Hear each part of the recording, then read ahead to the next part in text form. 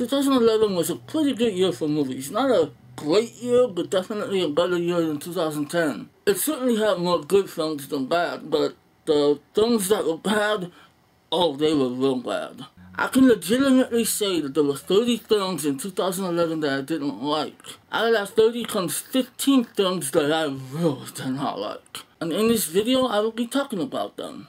For this is the top 15 worst 2011 films that I saw in 2011. What that means is I didn't see every 2011 release. If you're curious to know what films I did see, there's a link in the description box that leads you to a list of all the films I saw in 2011. On that list, you'll notice that I saw The Smurfs and Priest. And yes, they were bad, but not bad enough to be on this list. And also, I didn't review most of these movies on this list. Mostly because I didn't have time or I just didn't want to. And there were enough people bashing the shit out of these movies anyway. But now it's my turn. Now, it's time for me to get my anger and frustrations out on these movies.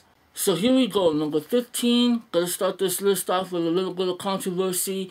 It's The Tree of Life. Oh, how could you? It's so beautiful, breathtaking, and artistic. It's pretentious bullshit, in my opinion. I gotta really hold my tongue on this one because I am definitely gonna do a review on this one because I have a lot to say, but for now I'm just gonna say, yes, I understood what they were trying to do with this movie. I understand the director's intentions, and yes, it was beautiful, and I respect that. But this movie has a poor narrative, and all it does is give you a bunch of beautiful nature shots to take you away from that. And it was absolutely the most grueling experience I had in 2011. I respect the film, but I hate it. Number 14 is In Time. And there's only one word I could think of to describe this entire thing. Lame. Lame acting, lame concept, lame execution, lame script, lame action, lame characters, lame. Number 13, a movie I really didn't think I would hate, but oh boy did I hate. The Sitter, where Jonah Hill plays the most unlikable character he's ever played. The kids in this movie are absolutely horrible. The situations in this film are not funny. It's just an ugly, mindless comedy, and I actually felt sad watching it. Number 12 is Conan the Barbarian. Now here's a movie I thought people were being a little bit too hard on because for the first 20 minutes, I kind of enjoyed it. It was senseless, it was violent, bloody, it was fun. But then once the story kicked in, it just got repetitive and annoying, it made no sense. The lighting in this film was awful, and the editing must have been done by monkeys. And that's actually very insulting to monkeys. I apologize. Monkeys are smarter than the people that edited this film. Number 11 is a lousy thriller by the name of Trespass. Nicolas Cage is known for his overacting, but this is a movie where I thought he was going to have a heart attack. Now I'll be honest, for the first 45 minutes I thought it was the best comedy of 2011. Then I realized it wasn't a comedy. It's a thriller that has no suspense, it's overly vulgar. The criminals in the film are extremely stupid and have no idea what they're doing. It's just a gigantic mess. And it has a very pointless cliffhanger at the end. Number 10, Nicolas Cage goes back to back on this list, and number 10 is Season of the Witch. Clearly Nicolas Cage did not want to be in this movie. He utters his lines like he hasn't slept in days. The movie is boring, it's dark, it's ugly, filled with plot holes. It lacks action, excitement, scares. The effects are lousy, the whole movie's lousy. I hated it, and to think it's only number 10. Number 9 is Dylan Dog, Dead of Night. Remember Brandon Roth? You know, the guy that played Superman in Superman Returns? Yeah, well, in this movie he's trying to play a badass. But the guy is softer than quilted toilet paper. This was a horror movie that was absolutely not scary. It was also supposed to be a comedy, and it wasn't funny. Nothing worked in this movie. It's just a gigantic eye roller and a waste of time. In the number 8 film, Sigourney Weaver's character hates balloons.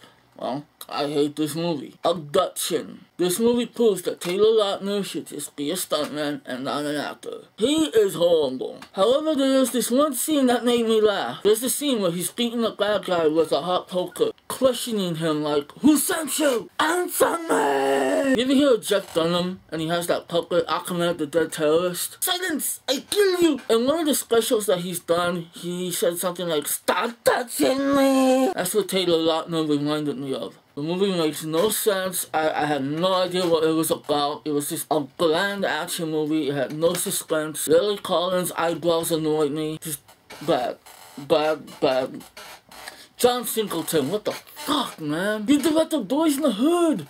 What are you doing? Number 7 is Zookeeper, and this is a really bad family film. It's bad because no one could possibly enjoy this movie. It's too dumb for adults and it's gotta be boring for kids. The only thing it has going for it is a bunch of talking animals, voiced by some talented actors, but yet nothing they say or do is funny. Kevin James is not funny in this movie. I don't know what his problem is. I'm sure he's a funny guy. This movie's a complete fail. Don't let your kids watch this. Number 6 is The Roommate, and I honestly don't know what to say about this movie. I can't even remember half of it. All I can remember is it has some girl with some awkward stare. Number 5 is Red Riding Hood. Was this supposed to be a horror movie? A love story? What? What was this movie about? I was just as confused with this movie as the actors were, because they all walk around with confused looks on their faces. I just remember being bored out of my mind, the werewolf sequences being boring, the sets looking like a claustrophobic nightmare, and the fact that not even Gary Oldman can save this from being a bad movie. Number 4 is a film that has just vanished off the face of the earth, and thank goodness for that. It's called 11-11-11, and there are some different movies with that same title. This one is the one directed by the guy that did Saw 2, 3, and 4. It's irrelevant, it's boring, the acting was absolutely awful. I mean, nobody is recognizable in this movie. I don't think any of these actors ever acted before in their lives. It's a boring film, it brought me to tears. I couldn't stand this movie. The only good thing is I know that most people haven't heard about it. Unfortunately, I did, and I saw it, and I hate myself for it. Number 3 is Sanctum. This was produced by James Cameron to further promote his 3D technology that he did for Avatar. But that's about it, because nobody gave a shit while doing this movie. The actors are terrible, the story sucks ass. The acting is so bad, the dialogue sounds like it's... You know how when you take a Japanese game and you dub it into English? How horrible it sounds? For some reason it sounds like that. This was a boring film, the characters were terrible. It was an ugly film. I watched it on Blu-ray and it still looked like shit. All the copies of this movie should be thrown in the cave and flooded with water, and they all just rot. Number 2 is Spy Kids, All the Time in the World. Okay, first off, I like the Spy Kids movies. I like 1, 2, and 3. Yeah, 3 was kind of dumb, but I liked it. They were good family movies. They were clever. This is just plain shit. It's disgusting shit.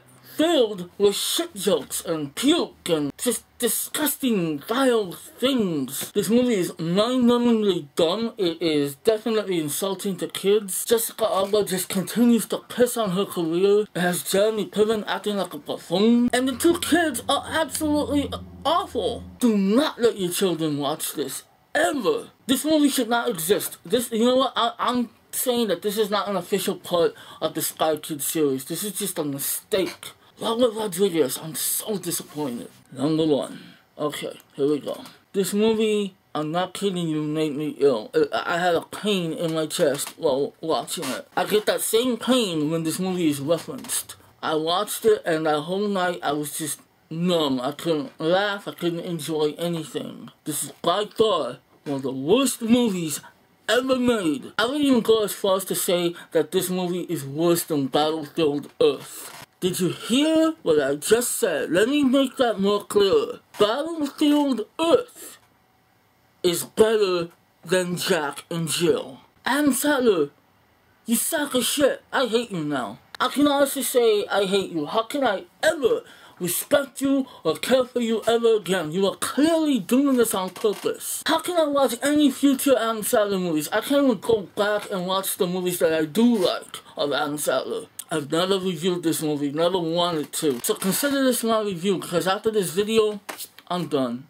I've heard people defend Adam Sandler, saying that it's not easy for an actor to play 2 characters in one movie. It's not easy if you want both characters to be likable or enjoyable. Jack is just Adam Sandler saying his lines like he's buzzed or high. Jill is the most repugnant character ever created. Thank goodness she's not a real person. How would you like it if I talk like this for the rest of this video? Well, if you like Jack and Jill, you should be okay with it. Absolutely awful. This movie has nothing going for it. It has a bunch of cameos from a lot of popular actors, but so what? Yes, it's got Al Pacino and he's got a few funny lines, but so what? You think that means something? In fact, that's the biggest tragedy of it all. To see Al Pacino in this movie. This movie makes me so angry. Congratulations, Adam Sandler, you piece of shit. You made my worst of the list. The top spot. You've taken the top spot of my worst of the list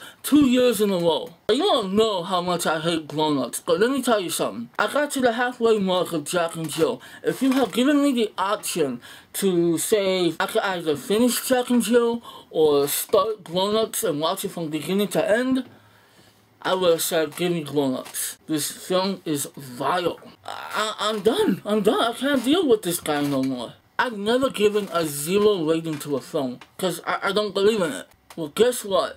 There's an exception to everything, and Jack and Jill gets a big fat 0. Not only does it get a 0, it gets a little finger, and that little finger is going to be shoved right in the ass of that 0. I hate this movie with a passion. I hate it just...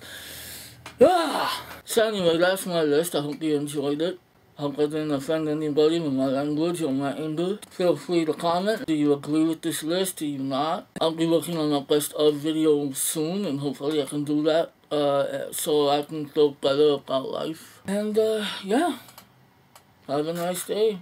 You ever see the freaking film critics review where he blows his head off after watching Jack and Jill? Well, he had the right idea. How can I live in a world where that movie exists? I don't even want to hear the names Jack and Jill put together ever again. You know what? Fuck it. Goodbye.